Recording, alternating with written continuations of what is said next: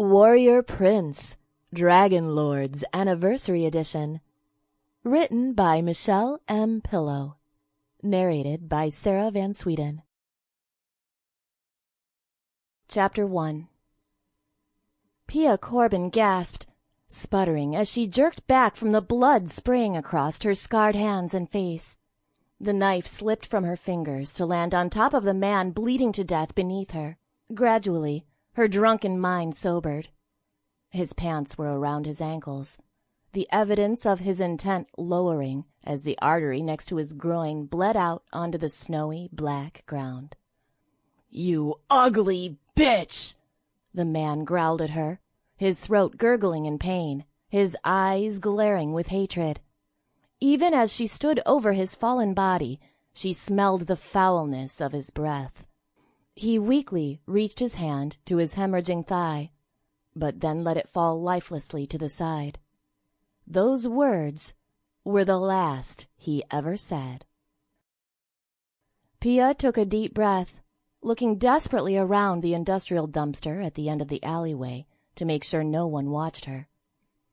Swallowing nervously, she reached down to search the man's pockets, not bothering to check him for a pulse. She knew he was dead. Pulling out an ID card, she froze. It was worse than she feared. He was the mayor's son. Behind her, fire burst from the tops of industrial smokestacks. The city of smog, metal, and stone was no place to trifle in. She coughed violently. Even the snow here was as black as death. Looking down, she knew she'd really done it this time.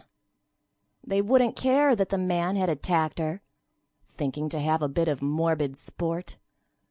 On a planet like Ravik, the mayor's son had every right to take whatever he wanted, including an unwilling woman. They ran their city like the medical mafia ran its mob. One look at her ugly face and they'd kill her.